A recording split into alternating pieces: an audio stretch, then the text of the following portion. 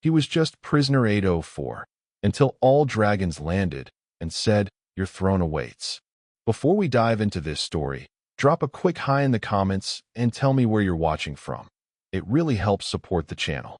In the darkest corner of Celestial Prison Station Omega, where the artificial lights flickered weakly against the vast emptiness of space, prisoner 804 stared through a small viewport at the stars beyond, dreaming of a freedom he would never know.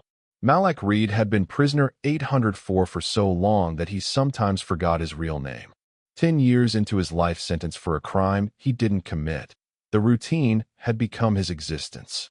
Wake up at the sound of the buzzer, eat the flavorless protein paste they called breakfast, perform his assigned tasks in the station's waste management sector, and return to his cell before lights out.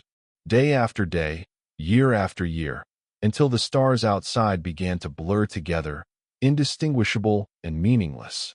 The celestial prison station Omega orbited in the furthest reaches of the Arcturus system, a massive construct housing the worst criminals from 12 different planetary systems.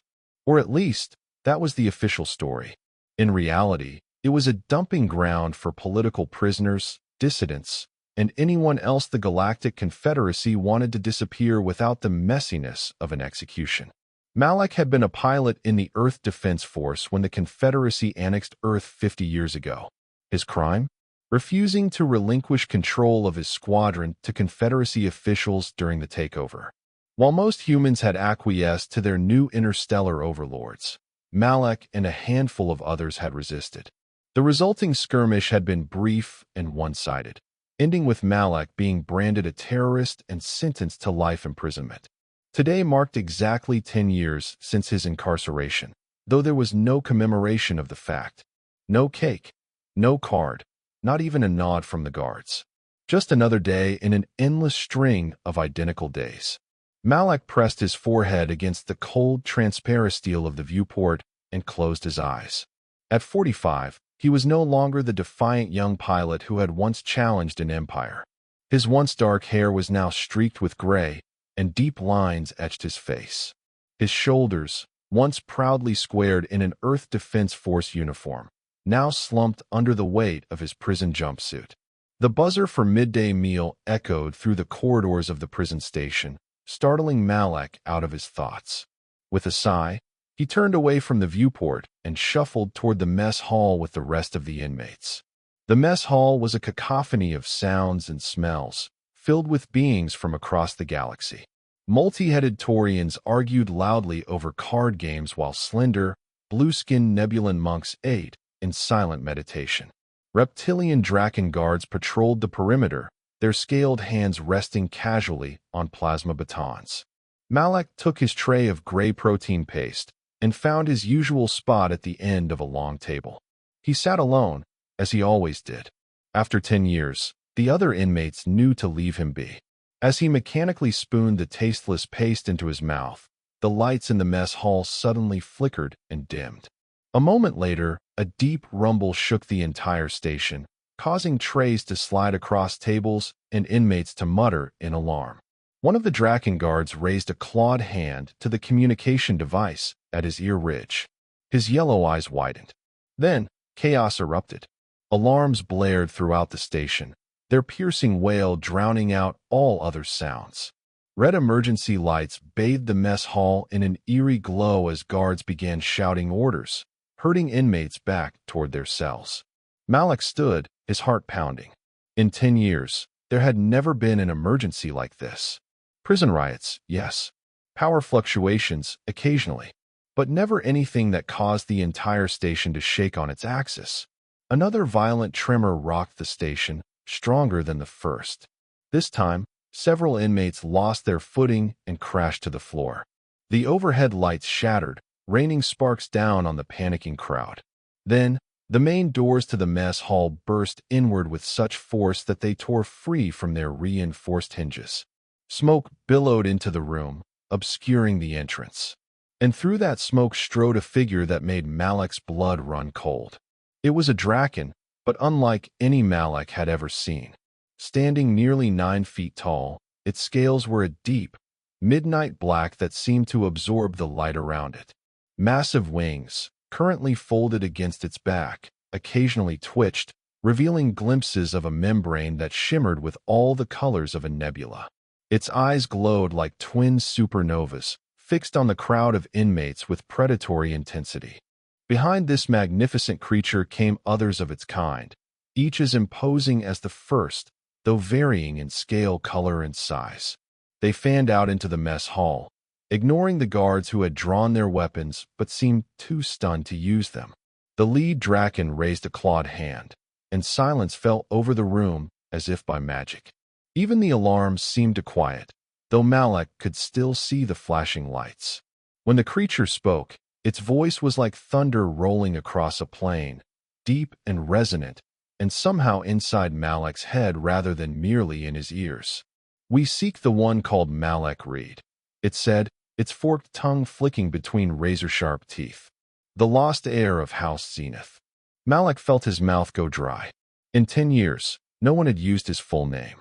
He was always Prisoner 804, or simply Human, spat with contempt by the guards. Now, this creature not only knew his name, but was searching for him specifically. Before he could decide whether to identify himself, one of the Draken guards stepped forward, plasma baton raised. "This is a secure facility under the authority of the Galactic Confederacy," the guard said, voice quavering slightly. "You have no jurisdiction here. Leave immediately or face the consequences." The lead black Draken regarded the guard with something like amusement in its glowing eyes. Without warning, it moved with blinding speed, seizing the guard by the throat and lifting him off the ground as effortlessly as a child might lift a doll. "The Confederacy," it said, the words dripping with disdain, "has no authority over the ancient houses. Your pitiful government exists because we allow it." The creature tightened its grip, and the guard's struggles weakened. "Now, where's Malak Reed?" The guard's eyes bulged as he choked out words. "Prisoner 804. Section D." The black Draken dropped the guard, who crumpled to the floor, gasping for breath. Then its burning gaze swept the room until it locked onto Malak, who stood frozen at the end of his table. "There you are," the creature said, satisfaction evident in its rumbling voice. "The lost heir returns at last." Malak found his voice, though it came out as little more than a whisper. "You've made a mistake. I'm just a prisoner, a human pilot who made the wrong enemies."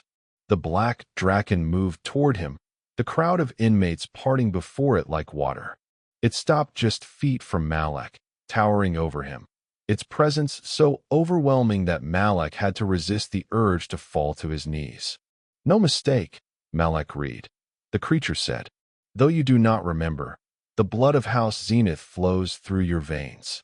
You are the last of your line, hidden away on Earth for your protection, disguised in human form through ancient magic now faded." It extended a clawed hand toward Malak. "And now, after 1,000 years of searching, we have found you. Your throne awaits." Malak stared at the outstretched hand, his mind reeling. "This is insane," he said. "I'm human, born on Earth to human parents. I have the birth certificate to prove it." The black Draken's mouth curved in what might have been a smile, revealing more of those gleaming teeth. "Memories can be created, documents forged. Look into your heart, last son of Zenith. Have you never felt different? Set apart? Have you never dreamed of flying on your own wings through star-studded skies?" Malak wanted to deny it, but the words died in his throat. Because he had dreamed exactly that, night after night, for as long as he could remember. Dreams so vivid that waking to his human body always left him with a sense of profound loss. Another Draken, this one with scales of burnished copper, stepped forward. "My lord Thalaxer," it said to the black Draken, "the Confederacy forces have been alerted. We must depart." Thalaxer nodded but kept his gaze fixed on Malak. "Time grows short. You must choose, heir of Zenith. Come with us now, reclaim your heritage and your throne, or remain here as prisoner 804 until your human form dies of old age." Malak looked around the mess hall at the stunned faces of inmates and guards alike. This was his existence now, had been for 10 years, and would be until he died. What did he have to lose? "If I go with you," he said slowly. What happens then? Phalaxer's eyes burned brighter. Then we return to the ancient realms, where you will undergo the awakening and reclaim your true form.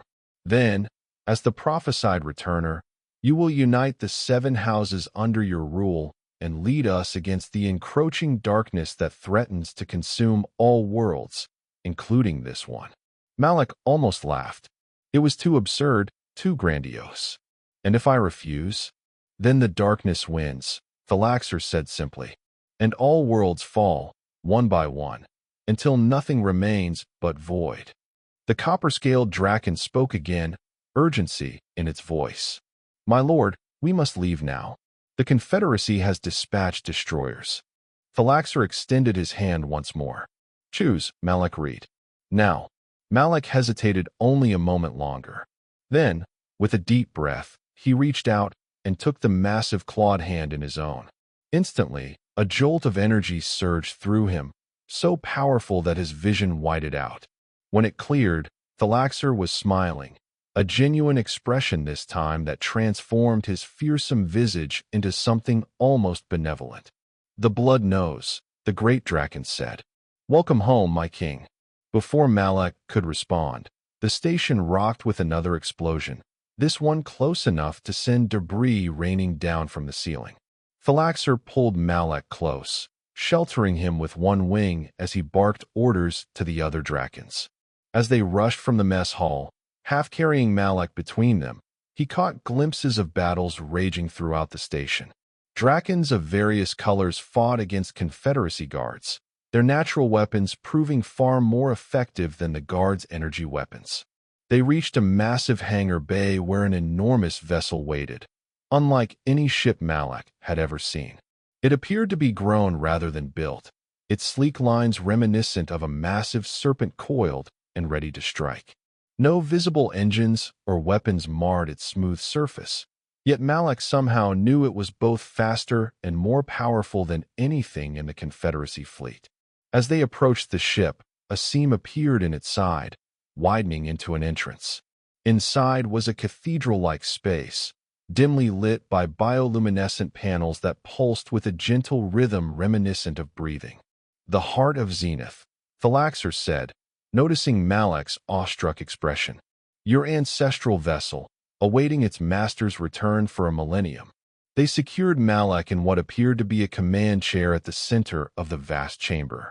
No visible controls surrounded it, just an empty space and a clear view through a membrane-like viewport at the front of the ship. How do you pilot this thing? Malak asked, his pilot's curiosity momentarily overriding his confusion and fear.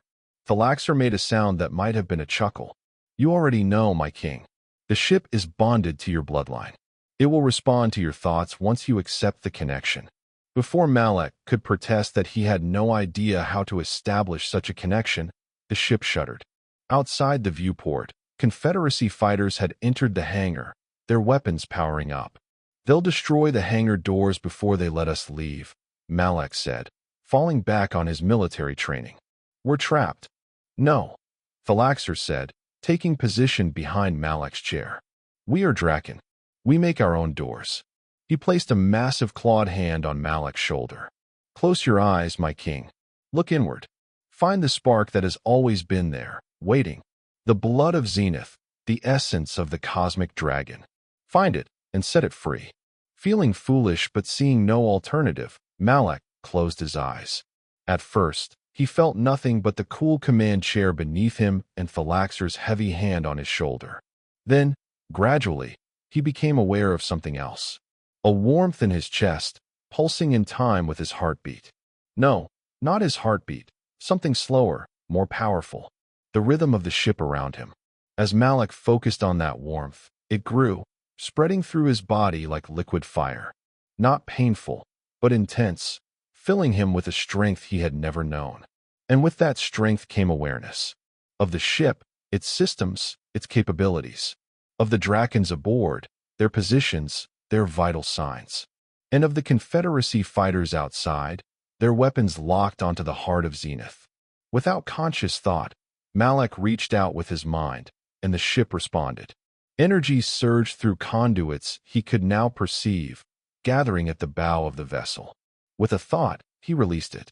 A beam of pure white energy lanced from the heart of Zenith, vaporizing the hangar doors and several Confederacy fighters unfortunate enough to be in its path.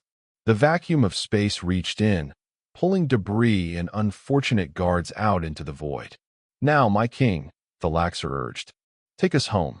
Again, Malak reached out with his mind, and the ship responded. With a grace belying its massive size, the heart of Zenith glided out of the destroyed hangar and into open space. Confederacy destroyers loomed ahead, their weapons arrays tracking the escaping vessel. But Malak wasn't afraid. Somehow, he knew the heart of Zenith could outrun and outfight anything the Confederacy possessed. More than that, he knew exactly how to pilot it, the knowledge flowing into him from the ship itself through their newfound connection. With a thought, he sent the vessel into a series of evasive maneuvers that no human-piloted craft could have executed, evading the destroyer's initial salvo. Another thought, and the ship's defensive systems activated, shimmering fields of energy deflecting the few shots that came close. "Magnificent," the Laxer breathed. "You pilot as if born to it." "Because you were." Malak opened his eyes, watching the stars blur as the heart of Zenith accelerated to speeds he had never imagined possible. The prison station and Confederacy vessels rapidly dwindled behind them, soon lost among the stars. "Where are we going?"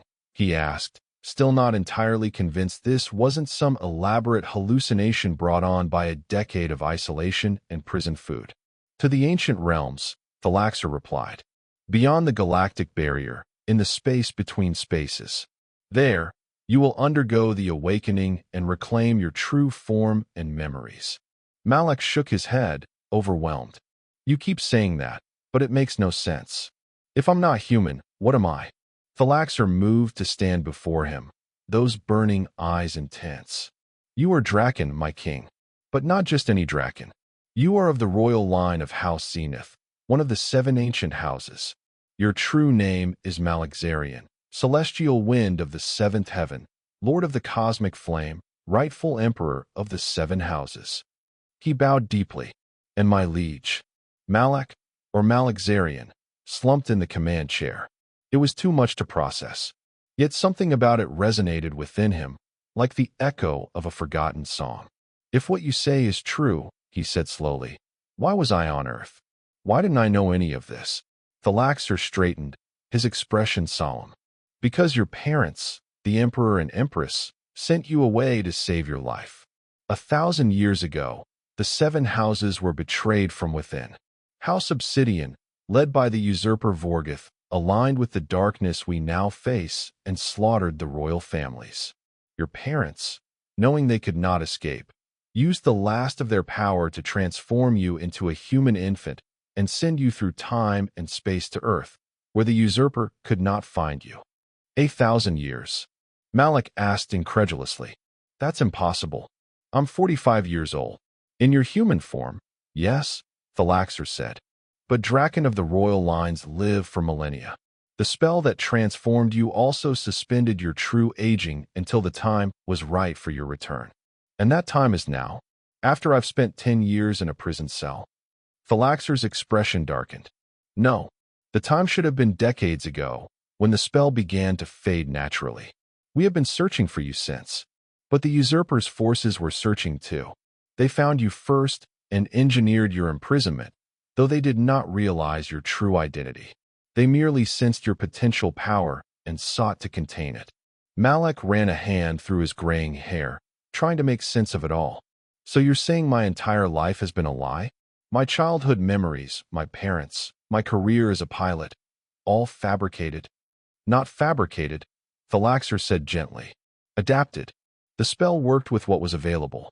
Your human parents were chosen because they had lost their own child, and their grief created a space the magic could fill. Your affinity for flying stemmed from your true nature as a winged draken. The memories are real, Malakzarian, but they are like shadows of your true destiny." Malak closed his eyes again, feeling the ship humming around him, responding to his presence. That, at least, felt undeniably real. And there was something else, a growing sense of rightness, as if pieces of a puzzle he hadn't known he was solving were finally falling into place. "How long until we reach these ancient realms?" he asked, opening his eyes again. "3 days by your human reckoning," Thalaxer replied. "Time enough for you to prepare yourself for the awakening." He gestured to the other Drakons who had maintained a respectful distance. "These are the Guardians of Zenith, sworn to protect the royal line. They will help you understand what is to come." As if on cue, the copper-scaled Drakon stepped forward and bowed. "I am Axlion, First Guardian.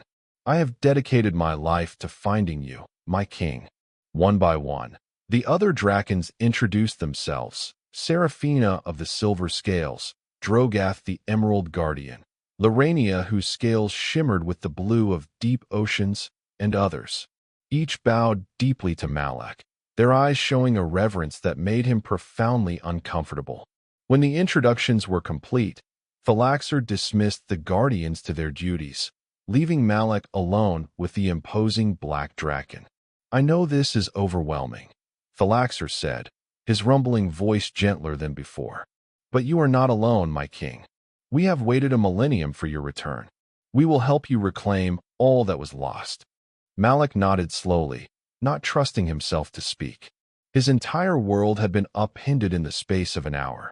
He was no longer prisoner 804, but neither was he entirely convinced he was this Malakzarian, Emperor of Dragons. "Rest now," Thalaxer said, seemingly sensing his turmoil. "Your quarters have been prepared." He indicated a doorway that had appeared in the wall of the chamber. "Tomorrow, we begin your preparation for the awakening."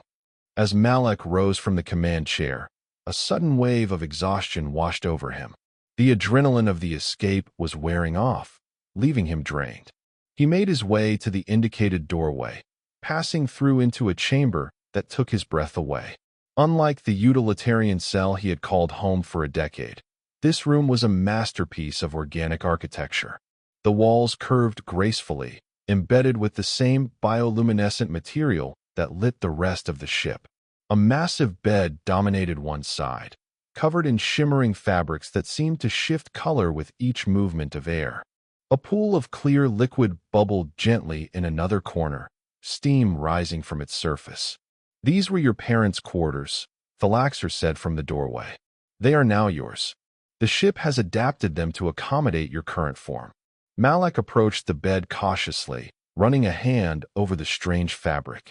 It felt like liquid silk beneath his fingers, cool and soothing. "Thank you," he said, not knowing what else to say. Thalaxer bowed. "Rest well, my king. Tomorrow, your true journey begins." With that, he withdrew, the doorway sealing seamlessly behind him. Left alone, Malak sank onto the edge of the bed, his mind still reeling. Outside the viewport in his quarters, stars streaked by as the heart of Zenith carried him toward a destiny he had never imagined. "Malakzarian," he whispered, testing the name on his tongue. It felt strange, yet somehow familiar, like a word from a half-forgotten dream. As he lay back on the bed, staring up at the ceiling where points of light mirrored the stars outside, Malak wondered what the awakening would bring. Would he lose himself entirely, his human memories and identity subsumed by this alien heritage? Or would he somehow integrate both aspects of his existence?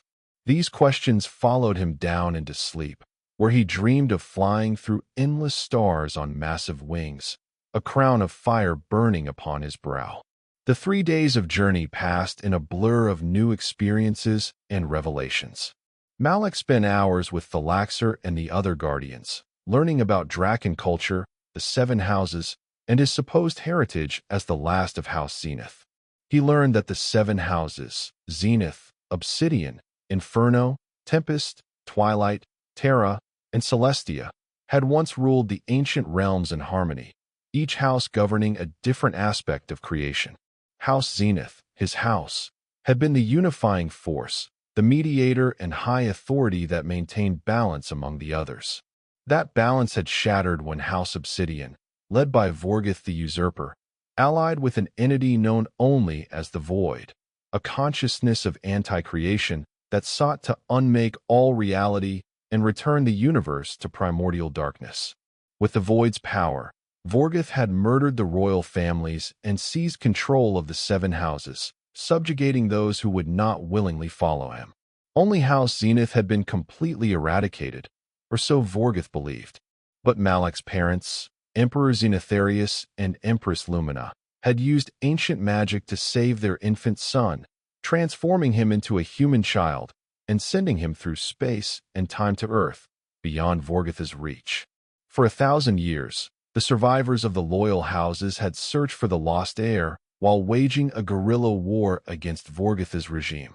Now, with darkness spreading from the ancient realms into the greater universe, manifesting as the expanding influence of entities like the Galactic Confederacy, time was running out. The Confederacy is merely a symptom, Thalaxer explained on the second day as they stood on an observation deck, watching the ship navigate through a shimmering nebula. The void corrupts all it touches, turning order into oppression, peace into stagnation. The leaders of the Confederacy believe they act of their own will, but they are puppets of the darkness, advancing its agenda without realizing it. And I'm supposed to stop this? Malak asked skeptically. One person against a cosmic force of destruction? Thalaxer's burning gaze turned to him. Not alone, my king. Your return fulfills the ancient prophecy. When the last zenith returns, the seven shall be one once more. Your presence will unite the loyal houses under one banner again. And united, with you awakened to your full power, we can drive back the darkness. Malak wasn't convinced, but he kept his doubts to himself. Each passing hour aboard the Heart of Zenith made it harder to dismiss Thalaxer's claims as delusion. The ship responded to his thoughts with increasing sensitivity, as if it were becoming an extension of his own body. And deep within, that warm spark Thalaxer had helped him find continued to grow, filling him with unfamiliar energy and awareness. On the third day, Axlion the Copper Guardian announced that they were approaching the boundary to the ancient realms. The transition can be disorienting for those not accustomed to it, the Guardian warned as Malak took his place in the command chair. But the ship will protect you, my king. Malak nodded, closing his eyes to better focus on his connection with the vessel. Through that link, he sensed the approaching boundary, not a physical barrier, but a shift in the fundamental nature of space itself. The ancient realms exist in a higher dimensional state than the universe you know, Thalaxer explained from his position behind the command chair. The transition requires a shift in vibrational frequency that only Draken ships, or Drakens themselves, can achieve. As the Heart of Zenith approached the boundary, Malak felt the ship's systems adapt, energy flowing through new pathways. The humming that constantly surrounded them rose in pitch until it was almost beyond hearing. Then, with a sensation like passing through a waterfall, they crossed the threshold. Malak gasped as new sensations flooded his awareness through his link with the ship. Colors he had no names for, energies he couldn't comprehend, dimensions folding and unfolding around them. For a moment, it was overwhelming, threatening to drown his consciousness in alien perceptions.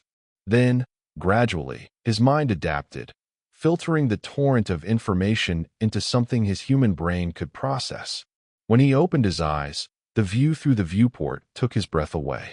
They flew through a vast expanse that was both like and unlike space as he knew it.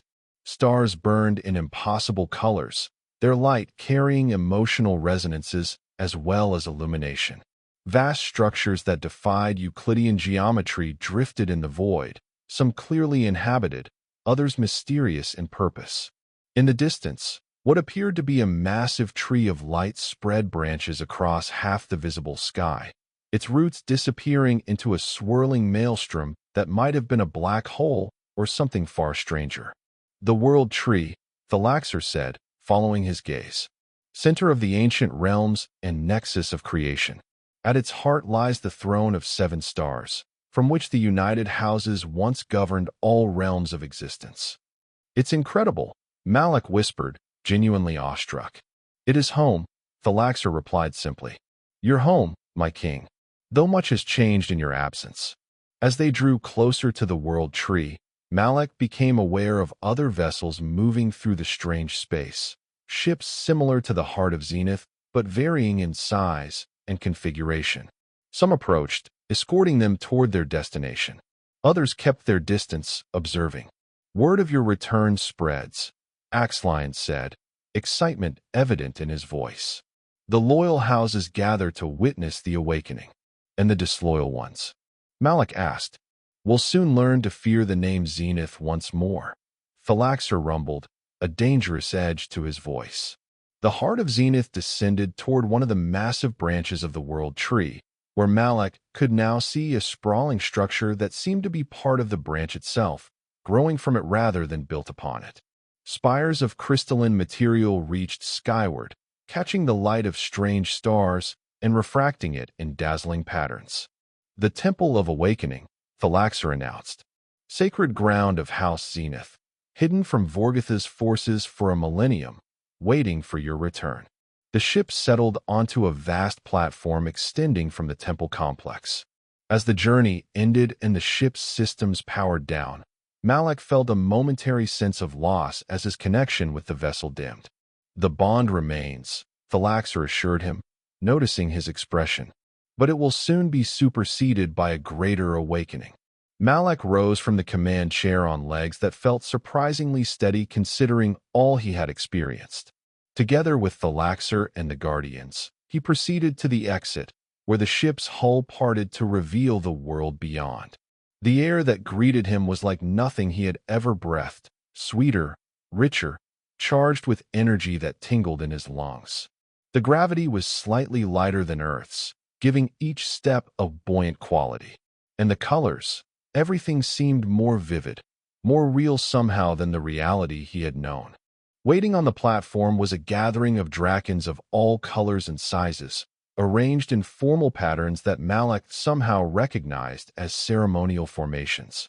As he descended from the ship, a hush fell over the assembled crowd, followed by a sound like thunder as hundreds of drakons dropped to one knee in unison, heads bowed. "The lost heir returns," a voice called out, the words repeated throughout the gathering in a rising chorus. "Long live Malakzarian! Long live House Zenith!" Malak stood frozen, overwhelmed by the display. These powerful beings, each one capable of destroying a Confederacy fighter single-handedly, knelt before him. A former prisoner in a faded jumpsuit who still wasn't entirely convinced he wasn't hallucinating. Thalaxer stepped forward, addressing the crowd.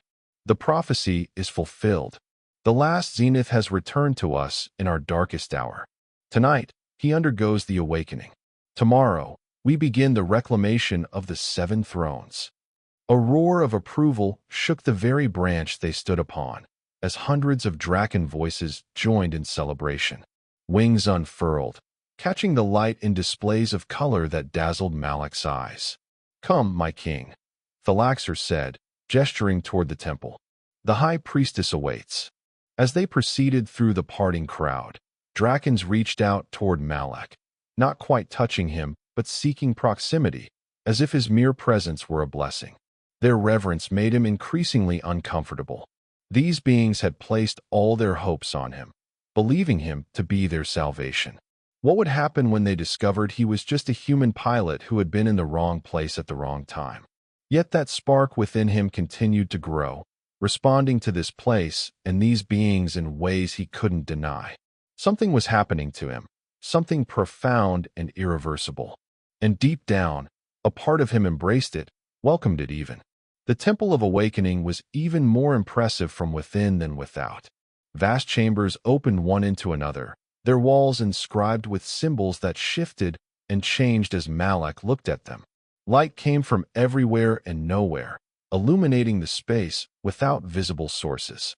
At the heart of the temple, they entered a circular chamber dominated by a pool of liquid that glowed with inner light.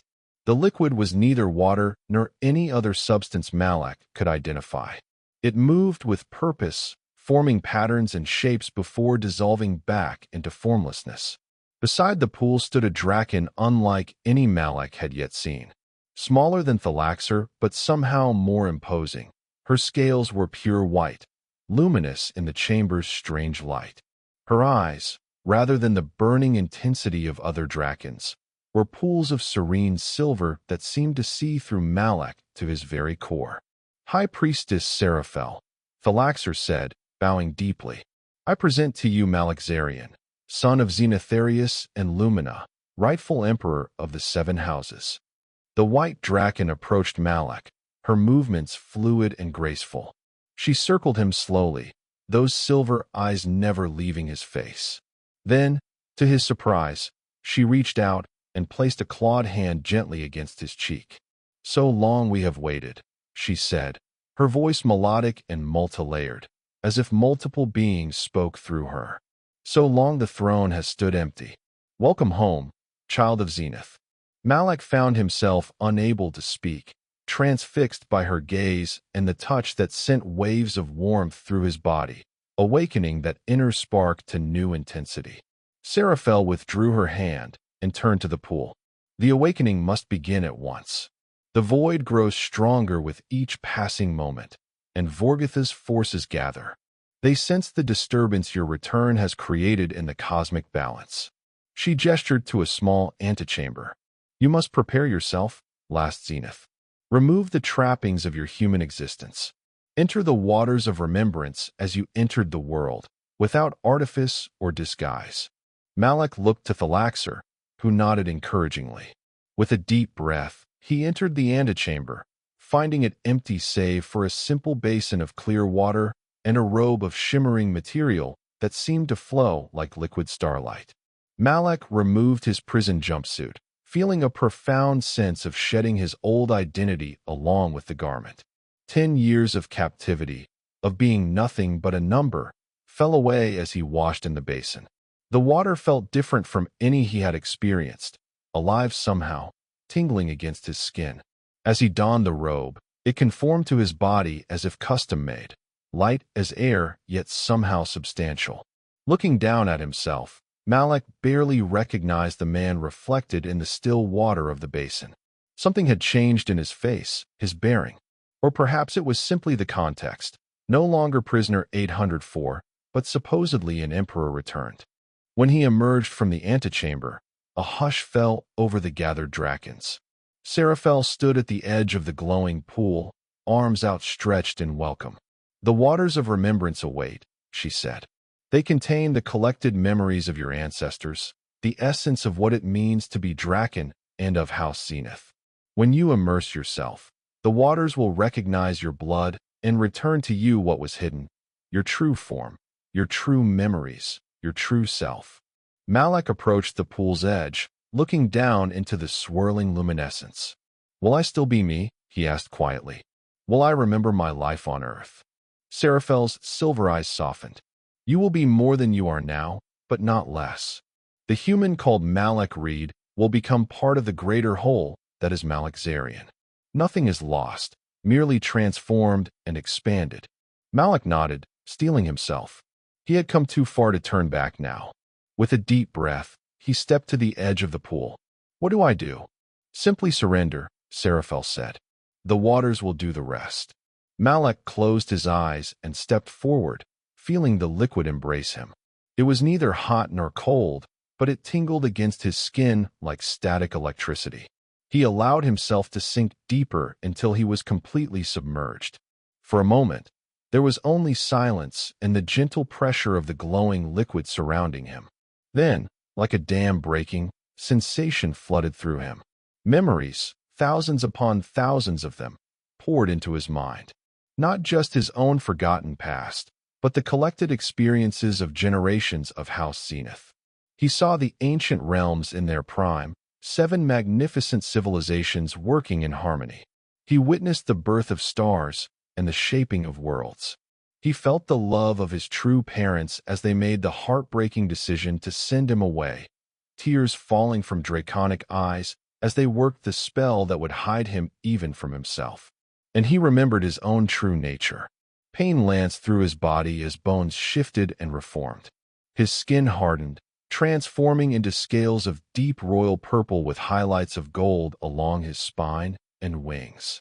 Wings, he could feel them unfurling from his back, massive and powerful. His face elongated, senses sharpening beyond anything his human form had been capable of.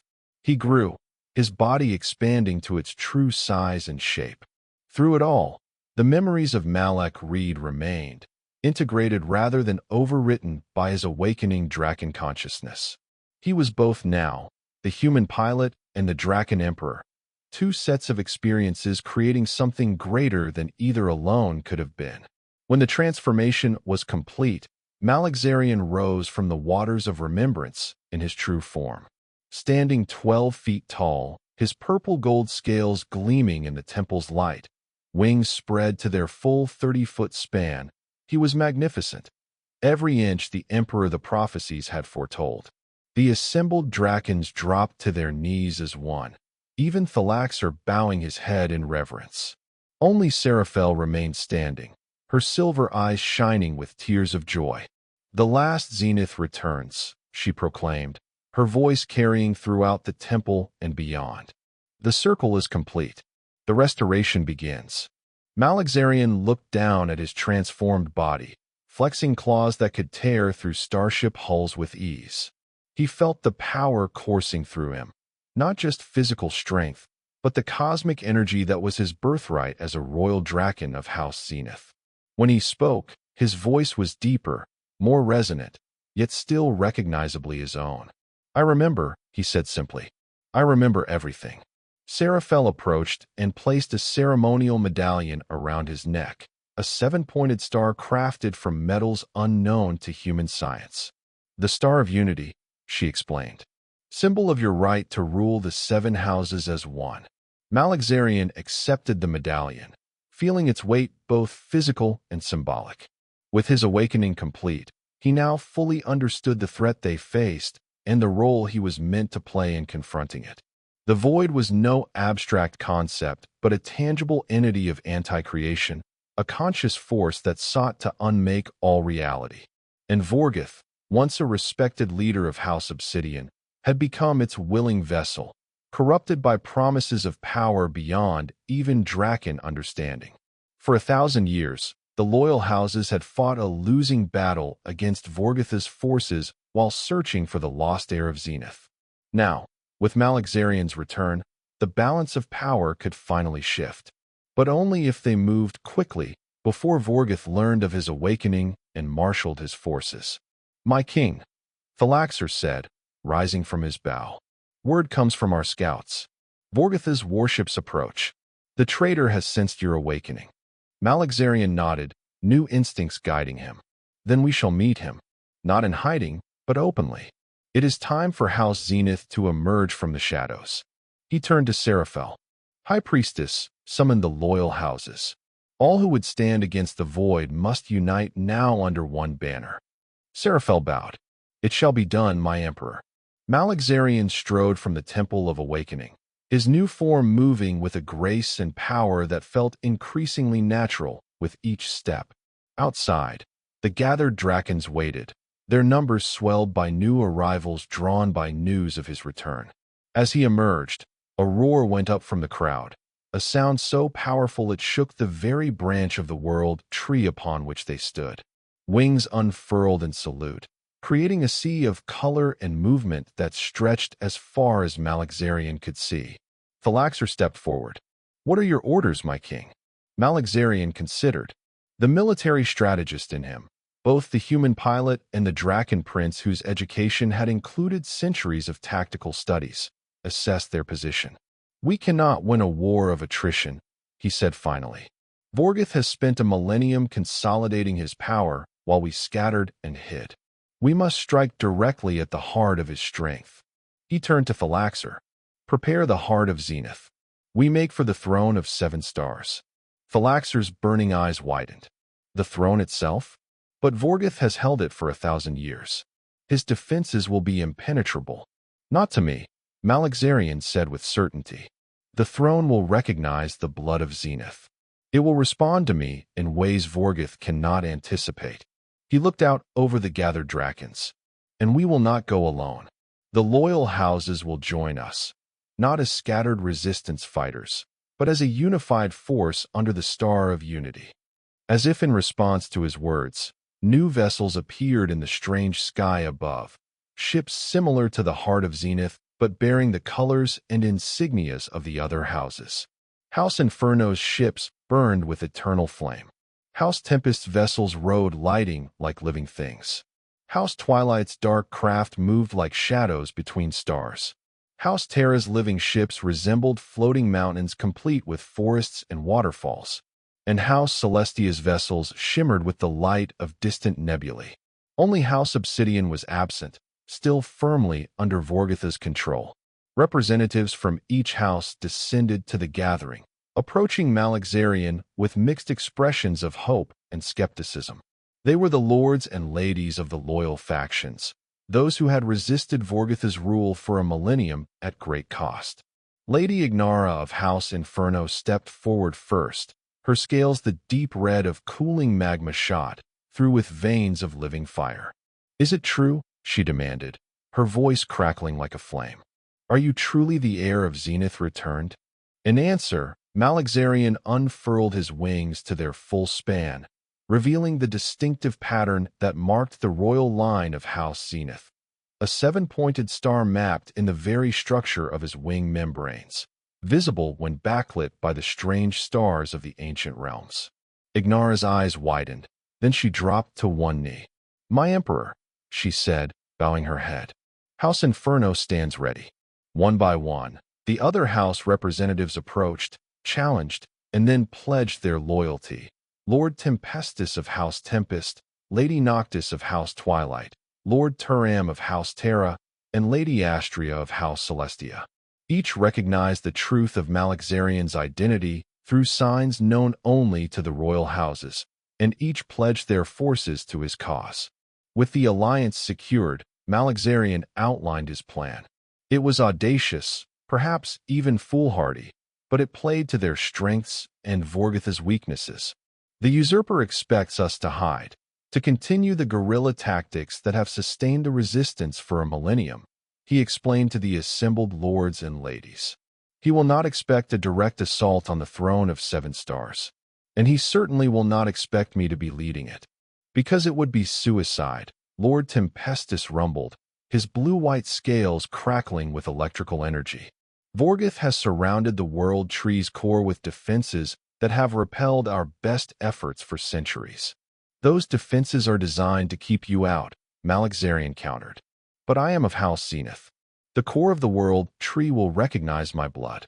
It will open to me as it never would for Vorgoth. And once inside, Lady Noctis asked, her midnight black scales absorbing light rather than reflecting it. The throne of 7 stars is attuned to all royal bloodlines, Malexarian explained. When activated by a true heir of each house, it creates a convergence of power that can reshape reality itself. Vorgoth has never been able to fully activate it because he lacks the blood of Zenith.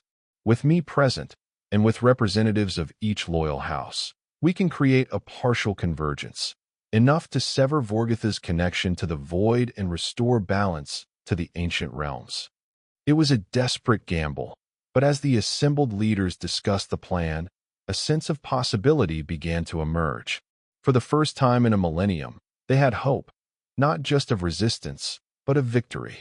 As preparations began, Malexarian returned to the heart of Zenith, now fully able to appreciate the vessel for what it was, not merely a ship, but a living extension of House Zenith's power, a cosmic dragon in its own right, bound to service through ancient pacts.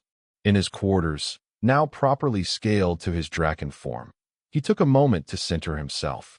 The memories of his human life remained clear, providing perspective that 1,000 years of draken existence might have obscured. He understood the value of individual life in ways that immortal beings sometimes forgot. And he remembered what it meant to be powerless, to be a prisoner numbered rather than named. These experiences would shape his rule, should they succeed. He would be a different emperor than those who came before, one who understood both cosmic power and human fragility. A gentle chime announced the Laxer's arrival. The black draken entered and bowed. "The fleet assembles, my king. We await only your command to depart." Malexarian nodded. "And Vorgotha's forces?" "Moving to intercept, as expected." His warships gather near the outer reaches of the World Tree. He believes we will attempt to flee the ancient realms. Good. Let him think us cowards for a while longer. Malexarian moved to the viewport, watching as ships from the loyal houses formed up around the heart of Zenith. What of the human realms? Has the Confederacy responded to my escape? They have placed bounties on all Drakons sighted in their territories, Thalaxer reported. But they lack the means to reach the ancient realms. For now, they are a minor concern. For now, Malexarian agreed. But once Vorgoth is defeated, we must address the Confederacy's corruption by the Void. The darkness has spread too far to be contained within the ancient realms alone. Thalaxer looked surprised. You would involve yourself in human affairs? The ancient houses have traditionally maintained separation from the younger realms. That separation allowed the Void to gain influence there, Malexarian pointed out. My human experiences give me a unique perspective, Thalaxer. I have seen firsthand what becomes of worlds when the darkness takes root. I will not abandon Earth or any other world to that fate. The Black Drakon studied him thoughtfully. You are indeed unlike any emperor we have known, my king. Perhaps that is precisely what the prophecies intended. A final chime sounded throughout the ship, the signal for departure. Malexarian made his way to the command chamber, now configured for his Drakon form. As he settled into the control throne, the ship awakened fully, responding to his presence with joyful resonance. Through his connection with the vessel, Malexarian reached out to the assembled fleet. Children of the ancient houses, he projected, his thoughts carried to every ship. For a millennium, you have endured darkness and exile, keeping alive the flame of hope when all seemed lost. Today, that hope becomes action. Today, we reclaim our destiny. A chorus of approval echoed back through the psychic link, the combined will of thousands of Drakons united in purpose for the first time in 1,000 years. House Zenith returns, Malexarian continued. The star of unity shines once more. Follow me now to the heart of the World Tree, to the throne of 7 stars. Follow me to victory or to oblivion, but know that whatever comes, the long night of hiding and fear ends today. With that declaration, he guided the heart of Zenith forward, leading the fleet toward the core of the massive World Tree. Behind them, the Temple of Awakening and the gathered crowds dwindled into the distance. Ahead loomed the vast trunk of the cosmic tree, its surface dotted with the lights of cities and outposts, some loyal, some under Vorgoth's control. As they approached the trunk, Malexarian issued orders through the ship link. The fleet divided into formation groups, each with specific objectives. House Inferno and House Tempest would engage Vorgoth's perimeter forces, drawing attention away from the main thrust. House Twilight would provide stealth cover for House Terra's heavy assault ships. House Celestia would coordinate from above, their vessels' superior sensors guiding the battle. And at the center, the heart of Zenith would drive straight for the core, carrying Malexarian and representatives from each loyal house to the throne of 7 stars. The plan was in motion. There was no turning back now. Vorgoth's response came swiftly. Warships bearing the black and green colors of corrupted House Obsidian rose to meet them, hundreds strong. Behind them came darker vessels, ships that seemed to absorb light rather than reflect it, voidcraft, piloted by beings that had surrendered their very essence to the darkness. The battle joined in spectacular fashion. House Inferno's ships unleashed torrents of cosmic flame that burned across the void, engulfing Obsidian fighters. House Tempest called down storms of energy that shorted out void shields and weapons. House Twilight's vessels appeared and disappeared like ghosts, striking from unexpected angles before vanishing again. Through it all, the heart of Zenith drove forward, protected by a phalanx of House Terra's massive living fortresses. Malexarian directed the ship with the precision of his human pilot training combined with the instinctive understanding of his Drakon heritage. The vessel responded perfectly, evading enemy fire and returning salvos that tore through Vorgoth's defenses. As they neared the trunk of the World Tree, a new threat emerged. Massive defense cannons embedded in the trunk itself opened fire, their beams of concentrated void energy capable of vaporizing even Draken vessels. Vorgoth corrupted the world tree's own defenses, Lady Astria of House Celestia reported, her silver scales reflecting the light of distant explosions. They will target you specifically, my Emperor. Your zenith energy signature is unmistakable. Malexarian nodded grimly. Then we changed tactics. He reached deeper into his connection with the heart of Zenith, accessing systems that had lain dormant for a millennium. The royal vessels were designed with contingencies for such corruption. Through his will, the heart of Zenith began to transform. Its sleek, serpentine form contracted, becoming more compact and angular. Weapons systems reconfigured, drawing power from Malexarian himself rather than the surrounding energy fields that Vorgoth's sensors could detect. Stealth configuration. Phalaxer breathed, clearly impressed. I had heard the royal vessels possessed such capabilities, but never witnessed it. There is much about House Zenith that Vorgoth never understood, Malexarian replied, feeling the strain of powering the ship's transformation.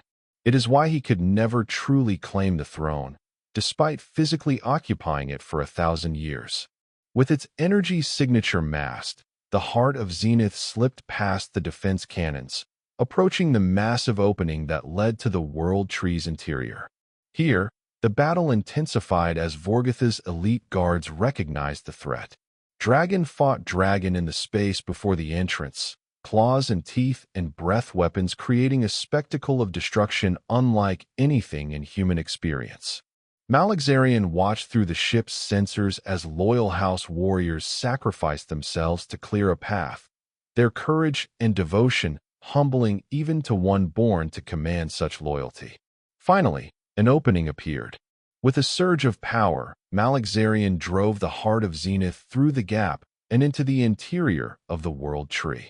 Inside was a world unto itself. Vast chambers opened one into another, connected by tunnels large enough for the greatest Draken vessels to navigate.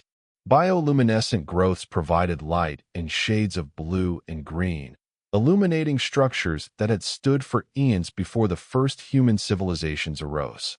And everywhere, signs of Vorgoth's corruption. Black growths like cancers spread across surfaces that should have been vibrant with life.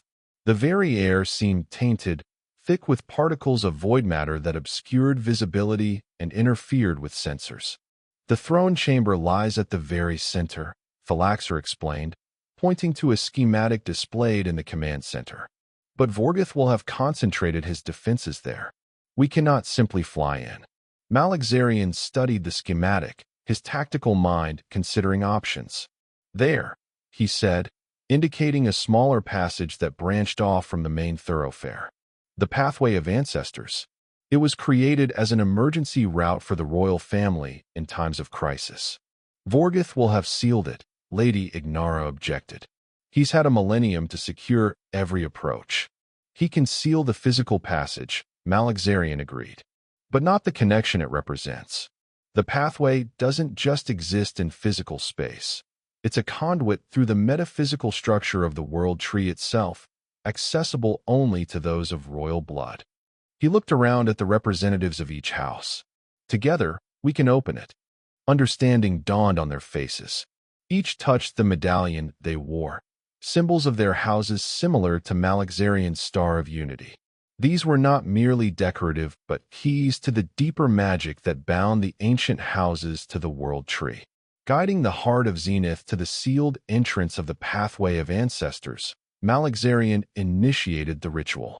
Each house representative took position around him in the command chamber, their medallions beginning to glow with the distinctive energy of their bloodlines. Ignara's burning red, Tempestus's crackling blue, Noctis's absorbing black, Taram's vibrant green, and Astria's shimmering silver. At the center, Malexarian's Star of Unity awakened, drawing power from each house and focusing it through the pure bloodline of Zenith. The combined energy surged through him, painful in its intensity but exhilarating in its potential. Through his connection with the ship, Malexarian directed this power toward the sealed pathway. For a moment, nothing happened. Then, like a flower opening to the sun, the sealed entrance transformed. What had appeared to be solid matter phased and shifted, revealing a tunnel of pure energy that bypassed physical space entirely. "The pathway opens," Malexarian announced, his voice strained from channeling such power. Quickly, before Vorgoth senses the disturbance, the heart of Zenith entered the energy tunnel, its physical form adapting to the metaphysical nature of the passage. Inside, they traveled not through space as conventionally understood, but through the very essence of the world tree itself. Glimpses of other times and places flashed past, the ancient realms in their prime, the moment of Vorgoth's betrayal, the spell that sent infant Malexarian to Earth. The journey through the pathway took both an instant and an eternity. When they emerged, they found themselves in a vast spherical chamber at the very heart of the world tree. At the center floated the throne of 7 stars, a massive construction of living crystal that pulsed with internal light, 7 massive seats arranged in a circle around a central dais. And upon one of those thrones sat Vorgoth. The usurper was a massive draken, his scales the green-black of corrupted obsidian, shot through with veins of darkness that pulsed like infected blood vessels. A crown of void matter circled his brow, tendrils of anti-creation extending down to merge with his very flesh. His eyes were pits of absolute darkness, showing nothing of the noble draken he had once been. He rose as the heart of Zenith materialized in the chamber, surprise evident in his movements despite his alien features. "Impossible," he hissed, his voice distorted by the void's influence. The line of Zenith was extinguished. "I killed them all myself." Malexarian stepped forward as the ship's hull opened. In his true form, resplendent in his royal purple and gold scales, the star of unity gleaming at his throat, he faced the usurper who had murdered his parents and stolen his birthright. "Not all, Vorgoth," he said, his voice carrying the authority of his bloodline. "The last Zenith returns, as was prophesied. Your reign ends today." Vorgoth laughed, the sound like stones grinding together. "Prophecies? Still clinging to the old superstitions, I see." The ancient houses were always too bound by tradition to recognize true power. He gestured, and the darkness around him intensified. "I have transcended the limitations of our kind. The void has shown me the truth. Creation itself is a mistake, a cosmic error that must be corrected, and I am its chosen instrument of correction." As he spoke, void wraiths materialized around him, beings of pure anti-creation, their forms constantly shifting but always wrong, an offense to the ordered universe. They advanced on Malexarian and the House representatives, forcing them to spread out defensively. The battle for the throne of 7 stars began in earnest. Each House representative fought with the unique powers of their bloodline. Ignara wielding cosmic flame, Tempestus calling down lightning from nowhere, Noctis manipulating shadows, Turam commanding the very substance of the chamber, and Astria bending light into weapons of pure energy. Malexarian faced Vorgoth directly, drawing upon his newly awakened powers as the heir of House Zenith. Golden energy crackled around his claws as he struck at the usurper, each blow meeting Vorgoth's void-enhanced defenses with explosive force. They were evenly matched, but time favored Vorgoth. The longer the battle continued, the more void wraiths would manifest, eventually overwhelming even the combined might of the royal representatives. Malexarian knew they needed to reach the throne itself. Only by activating it with the combined bloodlines could they hope to sever Vorgoth's connection to the void and restore balance to the ancient realms. Fighting his way toward the central dais, Malexarian called to the others. "The throne. We must form the convergence." The House representatives understood, battling with renewed determination toward their respective thrones. One by one, they broke through the void wraiths surrounding them and reached their ancestral seats. Ignara claiming the throne of Inferno, Tempestus the throne of Tempest, Noctis the throne of Twilight, Turam the throne of Terra, and Astria the throne of Celestia. As each took their place, their throne awakened, ancient crystal resonating with the pure bloodline of its rightful occupant. Light spread from each seat, flowing along channels in the chamber floor toward the central dais. Only two thrones remained unclaimed, the throne of Zenith and the throne of Obsidian, the latter still corrupted by Vorgoth's long occupation. Realizing what was happening, Vorgoth abandoned his battle with Malexarian and lunged for the throne of Zenith. "No," he roared. "I will not be undone by ancient magic." But Malexarian was faster. With a final surge of strength, he reached his ancestral throne and claimed it, feeling the living crystal recognize and welcome him. Power beyond imagining flowed through him as the throne activated, completing the partial circuit created by the other house representatives. The chamber filled with light as the convergence began to form. Even incomplete, lacking a true heir of House Obsidian, the combined power of 6 royal bloodlines was enough to challenge Vorgoth's connection to the void. The usurper howled in rage and pain as tendrils of light wrapped around him, pulling the void matter from his form like poison from a wound. He fought against it, drawing deeply on the anti-creation to resist the cleansing. For a moment, the outcome hung in balance, light and darkness straining against each other with cosmic force. Malexarian felt the convergence weakening. Without all 7 bloodlines, they could not fully activate the throne of 7 stars. They could weaken Vorgoth, perhaps even defeat him temporarily, but they could not permanently sever his connection to the void. Then, in the midst of this cosmic struggle, Malexarian felt a familiar presence, a consciousness reaching out to him from across the chamber. It came from Vorgoth himself, or rather, from what remained of the noble Draken he had once been, buried beneath layers of void corruption. "Finish it," the presence urged, its mental voice weak but determined. In this nightmare, understanding dawned on Malexarian. Beneath the monster Vorgoth had become, a spark of his true self remained, the Lord of House Obsidian who had once served honorably alongside Malexarian's parents. That spark was offering itself now, a final act of redemption. Through the convergence, Malexarian reached out to that spark, offering not destruction but forgiveness. "Return to us, Lord of Obsidian. Reclaim your honor." For one crucial moment, Vorgoth's true self resurged, wresting control from the void long enough to stagger to the throne of Obsidian. As he collapsed upon it, the throne recognized not the corrupted vessel he had become, but the noble bloodline that still flowed within him. The throne of Obsidian awakened, completing the circuit. The full convergence bloomed, 7 streams of light merging at the central dais to form a column of pure creation energy that shot upward through the world tree, illuminating the ancient realms with cleansing light. The void shrieked as its hold was severed, not just on Vorgoth, but on all it had corrupted throughout the realms.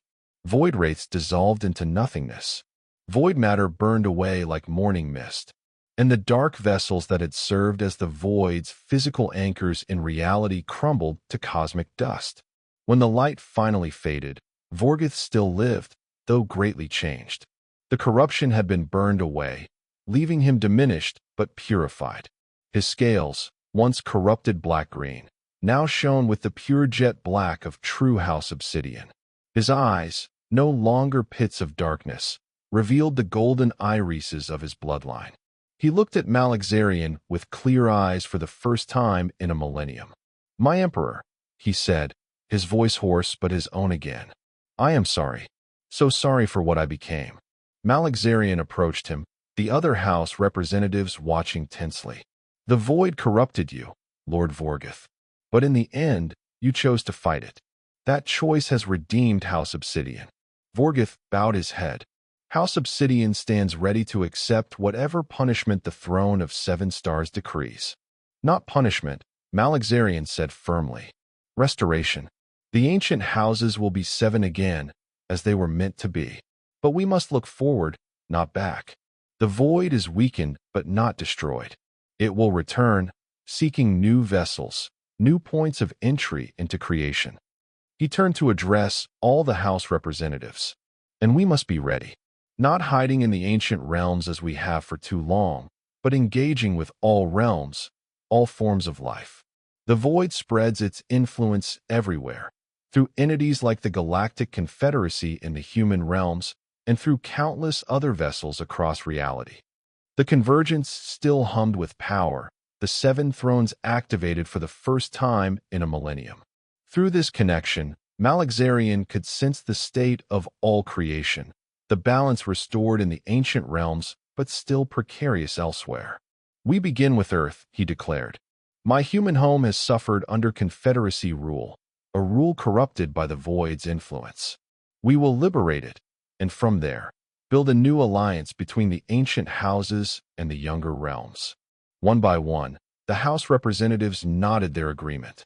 Even Vorgoth, still shaken by his experience but clear-eyed in purpose, pledged House Obsidian to the cause. The redemption of the ancient realms was complete. The restoration of all creation had begun. Epilogue. 6 months later, Malek Reed, now comfortable moving between his human and Draken forms as needed, stood on a balcony overlooking Manhattan. Behind him, Thalaxer waited in human disguise, now serving as both guardian and advisor to the returned emperor. Below, humans went about their daily lives, unaware that their liberation from Confederacy rule had been orchestrated by beings from beyond their understanding. The transition had been presented as a political revolution, the overthrow of corrupt officials by freedom fighters. In truth, it had been the first step in cleansing the Void's influence from the human realms. Malek smiled as he watched a group of children playing in Central Park. His human experiences gave him perspective that 1,000 years of Draken existence could never have provided. He understood the value of these seemingly small, ordinary moments, the very essence of creation that the Void sought to unmake. "The Confederacy has withdrawn from 3 more systems," Thalaxer reported. "Lord Vorgoth's intelligence network has proven invaluable in identifying which officials were most heavily influenced by the Void." Malek nodded. "And the ancient realms?" "Flourishing, my king. With the world tree cleansed, new growth appears daily. The damage of 1,000 years heals quickly when balance is restored." Malek turned from the view, his expression thoughtful. "Sometimes I still expect to wake up in my cell on Prison Station Omega, to find this has all been an elaborate dream." Thalaxer smiled, the expression still somewhat unnatural on his human features. "If it is a dream, my king, it is one shared by all creation." "Not a dream," Malek said, looking up at the blue earth sky. "A second chance. For me, for the ancient houses, for all worlds touched by darkness." He straightened, his eyes momentarily flashing with their true Draken fire. "And we will not waste it."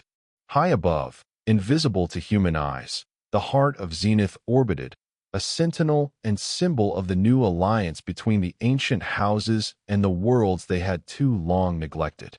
Once simply prisoner 804, Malek Reed had found not just a throne but a purpose that spanned all creation. The last Zenith had returned. The darkness retreated, and across all realms, light and life flourished once more. And that was the end of the story. If you listened all the way to here, don't forget to leave feedback about what you thought of the story in the comments, whether positive or negative. Your feedback helps us improve. Also leave your like and subscribe to the channel for more stories like this one. And I'll leave here on the screen another video that I'm sure you'll like. Big hug, and see you in the next story.